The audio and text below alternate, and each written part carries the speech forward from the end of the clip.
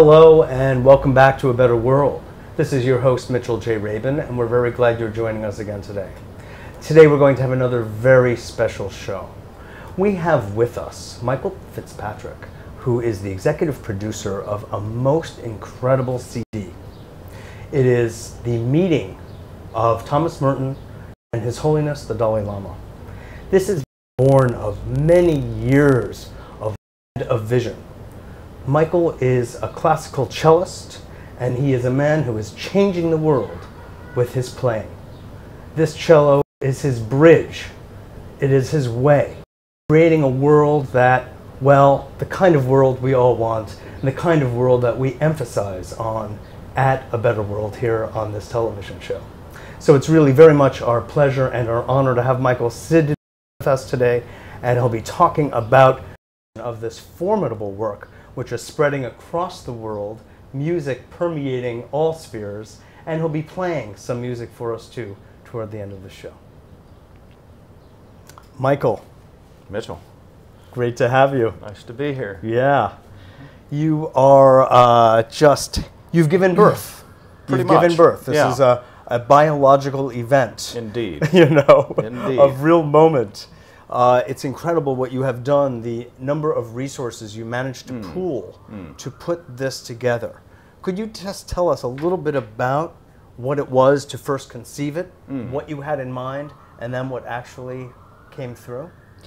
Yes, well, the genesis moment when the idea came was at the end of having spent 6 days with His Holiness the Dalai Lama, the Abbot General of the Trappist order from Rome, who looked like one of the desert fathers from the 2nd century. I mean, he was just a character out of the old book of life.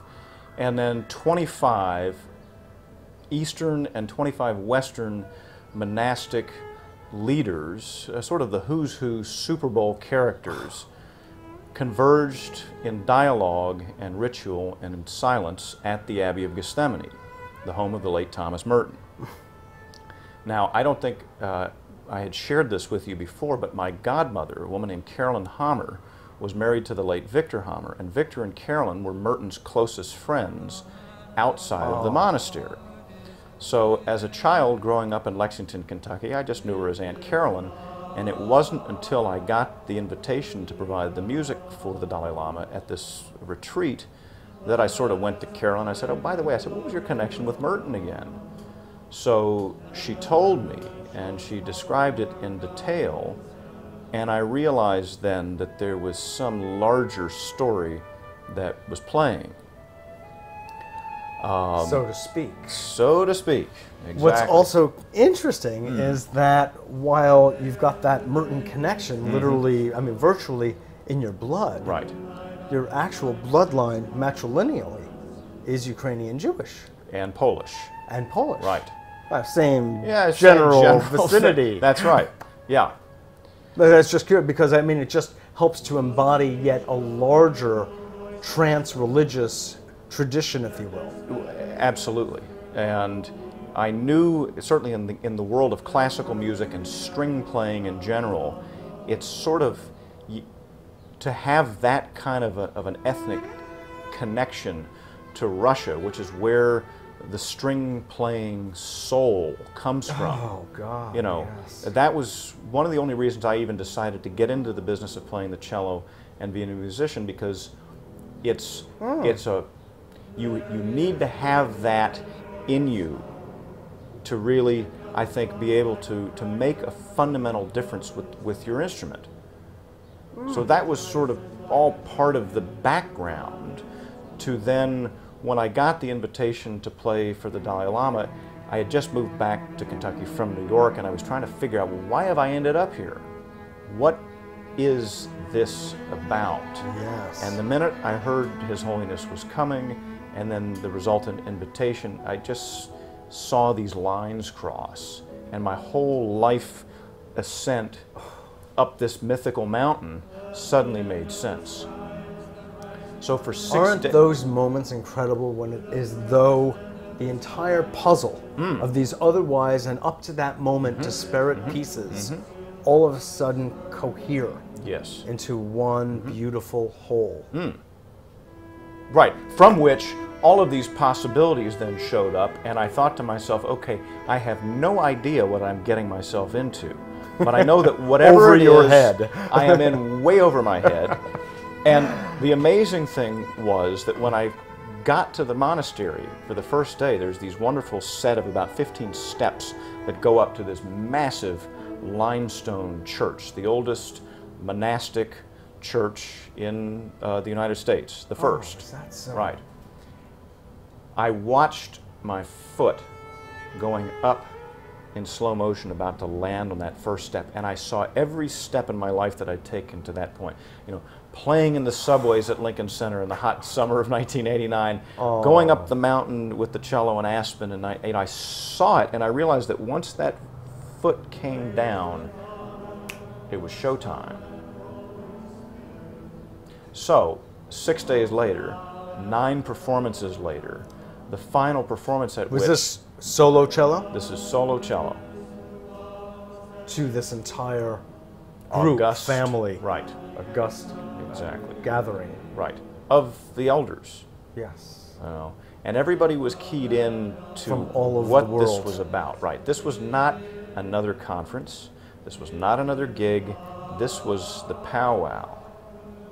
And Of East meeting meets West. Exactly. All coming out of that meeting between Merton and the Dalai Lama in '68. This was the collective unfolding. The last performance, I was sitting next to His Holiness the Dalai Lama.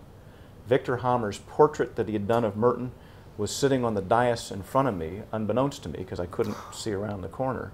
And I heard the Dalai Lama say, "I will remember my meeting with Thomas Merton till my last breath." And I heard this rumbling sound come out from him. And then I heard it pass through my cello as I started to play. And the sound had changed, everybody's energy had changed. It was like the collective consciousness of everybody there had birthed a new awareness. And the cello seemed to be transcribing it. It was picking up the vibrations through the wood, Yep. and then it was making it audible. Okay. As a Like result, literally conducting and That's right. containing the sound, Yes. and then sending it up. and then transmitting it. Right. So that the new consciousness that was being born from everybody then was being witnessed by the instrument. And everybody knew it. There was a collective gnosis going on that we know this is occurring. Something being born, a new consciousness. This, Michael, is the true definition of epiphany. Yes. I mean, you have taken what is a special meeting, gathering of holy people, but it is becoming sacralized at that moment. It is making sacred Yes. the ordinary material world and plane. And being, if I may say, bowed Right. by through Yes. you. Anyway, I just wanted to give you that. Yeah. And that's how it's resonating with me as I picture and visualize it through your magnificent rendering of the story. Yeah, well, there was the feeling. Is that making that's sense to exactly you? right there. Yeah, the feeling was so powerful. The feeling coming out of everybody, and then that feeling, it felt like it was pouring into me, and then it pouring out of the cello, and then pouring back into them. Okay, so it was a complete circuit. Exactly. So the conference ends, and everybody's like, "Oh, what a great conference! You know, this was something else, unlike anything before." And I'm sitting in the dining hall with Sister Mary Margaret Funk, who's the executive director of the Monastic Interreligious Dialogue, which is the intermonastic council in North America of the Catholic Church, with the Venerable Geshe Lobsang Tenzin, the director of the Drepung Losling Monastery here in the United States. Yes. Who His Holiness had left behind to sort of, represent the final session. And they say we'd like you to do a CD of music that would share this world-changing moment in time with humanity, because something so important and powerful occurred that the world needs to know, and we can't think of a better way than to share it through the music. And I'm sitting there trying to even figure out what's just happened the last 6 days. Right? I feel this right here. Right. This is extraordinary. I'm in a daze. 9 performances, 6 days, and each one. Nothing significant about that, I'm sure. Not in the least, right. And I thought to myself, my God, they're asking me to produce the world premiere CD of the Dalai Lama. I mean, I just got that. Yes. And I thought, that sounds like a huge undertaking, because it has to be done at a level that nothing has ever been done before. And it has to capture the essence of the feeling of this 6-day gathering. It has to bring into view the meeting between Merton and the Dalai Lama in '68. How in the world could we possibly do this? I'm not sure I'm really up for this. I think I might just prefer to go out on this Broadway tour that I was about to do. Have you ever heard the word perfection? Well, that was right. That was the charge. No question about it. Hear that? So I said to them, because just in that moment, this image flashed in my mind of Tibetan monks and Trappist monks chanting together deep in the heart of the largest cave in the world, Mammoth Cave. And I saw torches, I saw fire. It was a vision. And Mammoth Cave happens to be in, my backyard in Kentucky. I thought, sure, we could do that. And I thought, that's bold, that's daring, it's powerful. They'll never go for it. I'll just throw it out there, and then I'm going to go out and do the Broadway tour. And so I said, I'll only do it under one condition. And they said, what's the condition? I said, you have to let me record it in Mammoth Cave. Thinking, they're going to say, no, that's going to be the end of it. And they said, impossible. Yeah. They said, that's a great idea. Did they even know of the cave? They knew of the cave because Sister Meg was from Indianapolis, just ways up the pike. And of course, the cave symbol in the Tibetan culture, with Milarepa having sung the sutras and all that. So they both immediately, they saw the vision, I think. This is an archetypal motif totally. in Tibet. Exactly. And so they saw the vision, and they said, let's do it. And we started what I thought then was going to be, a 9-month birthing process. Yes. And 2.5 years in, I realized that we were in for the ride of our life. It was much grander than anybody had realized, and filled with far more complexity than anybody had realized. And the challenges were significant. Now, were these challenges showing up primarily as logistics of getting such a group regathered in a cave in Kentucky, or was it becoming multi-layered and multidimensional altogether? Yes. As an enterprise, as a coordinated vision? Yeah, all of the above and more, right? Because the first question really became, well, what goes on the CD? How do we sonically and acoustically represent this feeling? What was that feeling? And an historical record.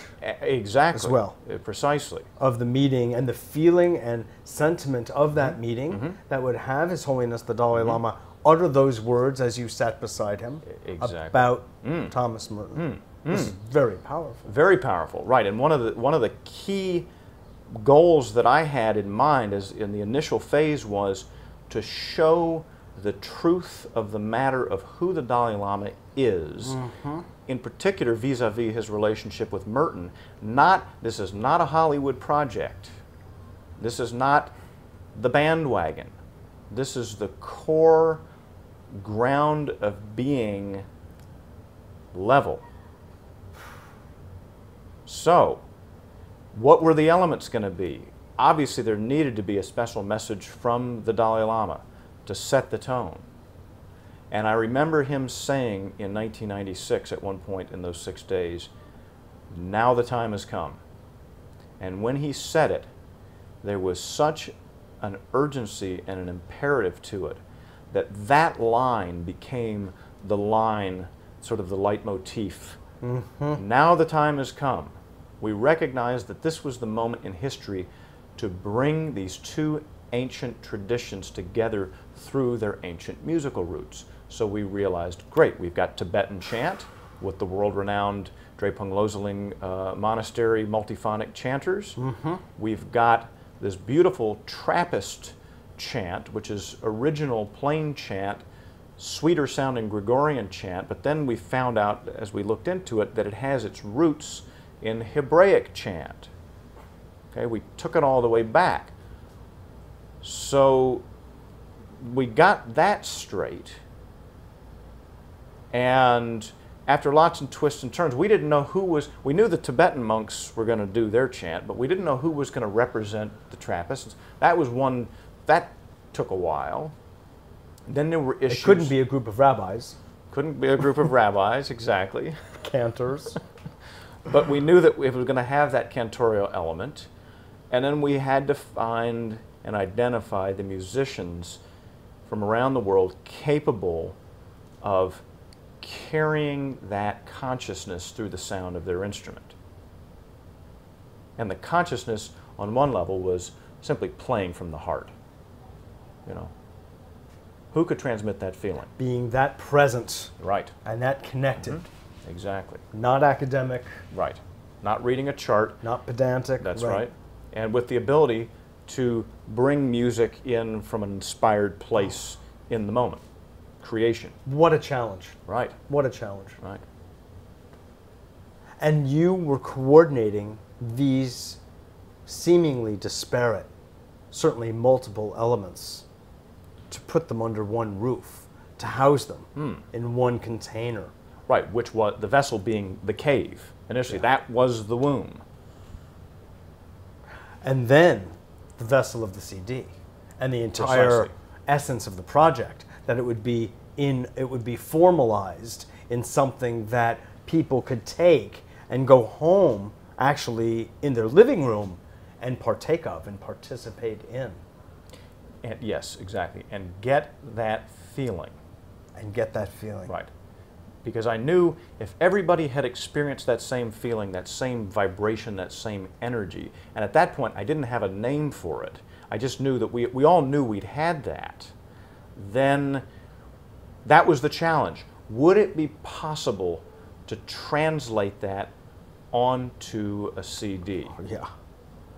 So, I feel like you just translated onto videotape, frankly, in the recounting of this story. Ah, right. Very I'm telling you, I feel, honestly, that I was transported to that moment at the monastery in your telling.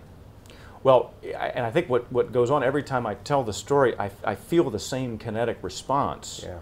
And then it just goes.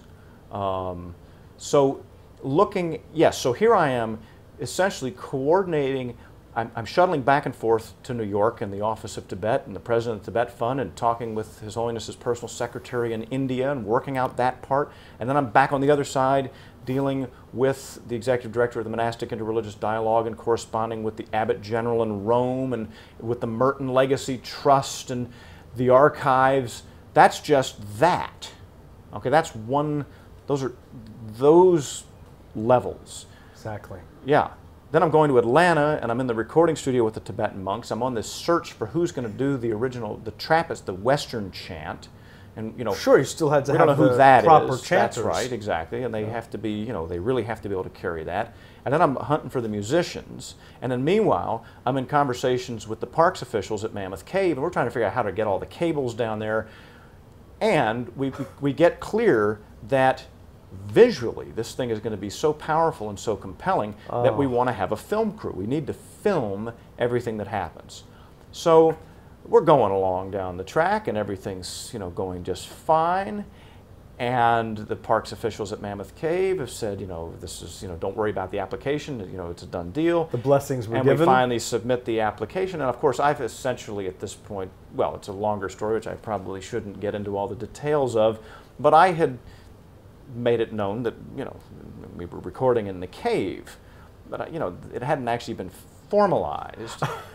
So it was sort of a Mark Twain. By the way, there was some Huckleberry. There was a steamboat. There was a river trip and all of that. And the application comes back declined. 2.5 years into the project, and I have been obsessed with getting the cave and I don't even understand why, but I know that the cave is the key. Well, that was part of the original vision. Part of the original vision. I know we have to make the descent into the heart of the earth. Yes.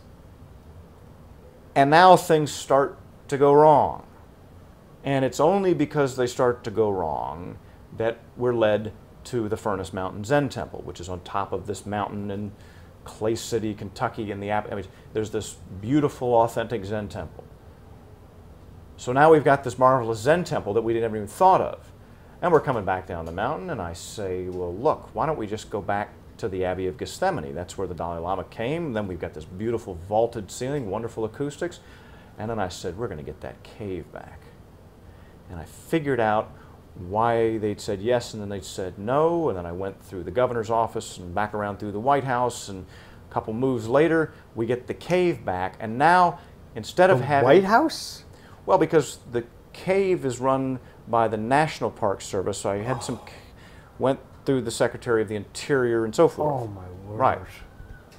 Yeah, I'm like on a diplomatic mission at this point Yeah, to get the cave. So now all of a sudden, we've got these 3 incredible sites in the earth, on the earth, and above the earth, and we time it for the last summer solstice of the last millennium.